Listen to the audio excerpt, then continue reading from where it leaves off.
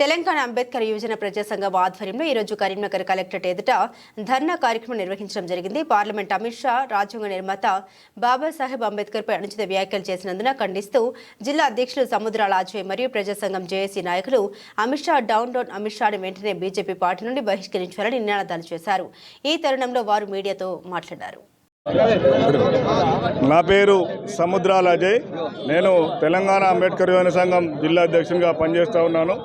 మరి భారత పార్లమెంటులో కేంద్ర హోంశాఖ మంత్రివర్యులు అమిత్ షా గారు డాక్టర్ బాబాసాహెబ్ అంబేద్కర్ గారిని అవమానించే రీతిగా మాట్లాడినటువంటి అమిత్ షా గారిని వెంటనే బర్తరఫ్ చేయాలని ఈ సందర్భంగా డిమాండ్ చేస్తూ ఉన్నాం.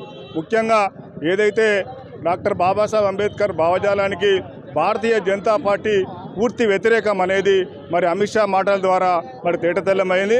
వాళ్ళ యొక్క విషయ సంస్కృతి వాళ్లకు పూర్తి మెజారిటీ పార్లమెంట్లో లేనప్పటికీ కూడా ఇవాళ అంబేద్కర్ని వ్యతిరేకించే పరిస్థితి ఏర్పడ్డది.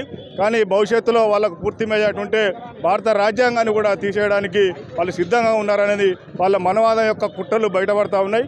కాబట్టి ఈ సందర్భంగా మేము తెలియజేస్తూ ఉన్నాం, అమిత్ షా గారు మీరు బహుజనులతో ఎస్సీ ఎస్టీ మైనార్టీ బీసీలతో పెట్టుకుంటే దేశంలో దేశంలో మీరు ఊహించినటువంటి రీతిలో యుద్ధం జరుగుతుందని చెప్పి ఈ సందర్భంగా హెచ్చరిస్తూ మరోసారి అంబేద్కర్ జోలికి వచ్చి అంబేద్కర్ అన్యతమైనటువంటి మాటలు మాట్లాడితే మాత్రం బీజేపీ నాయకులు ఈ సందర్భంగా హెచ్చరిస్తున్నాం, తప్పకుండా దాన్ని మూల్యం చెందించవలసింది.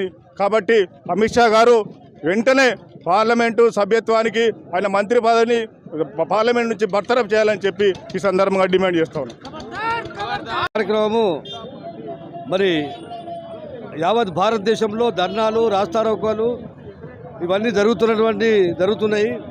ఎందుకంటే అమిత్ షా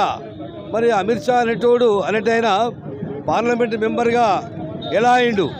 రాజ్యాంగం వలన మన అంబేద్కర్ గారు ప్రసాదించినటువంటి రాజ్యాంగం వలనే ఆయన పార్లమెంట్ మెంబర్ అయినటువంటి దానిని గుర్తుంచుకోవాలి. ఇప్పుడు పార్లమెంటు ప్రధానమంత్రి అమిత్ షాను సస్పెండ్ చేయాలి, లేకుంటే బర్తరఫ్ చేయాలి, ఆయన యొక్క పార్లమెంటు మెంబర్ను తొలగించాలని చెప్పి మేము డిమాండ్ చేస్తున్నాము. ఇది యావత్ భారతదేశంలో మొత్తము అగ్గి రాజేసుకున్నది. అంబేద్కర్ అవమానించినటువంటి ప్రతి ఎంపీలు కానీ ఎమ్మెల్యేలు కానీ గవర్నమెంట్ ప్రభుత్వాలు కానీ అందరికీ ఇదే విధంగా శాస్త్ర జరుగుతుందని చెప్పి మేము విన్నవించుకుంటున్నాము, డిమాండ్ చేస్తున్నాము.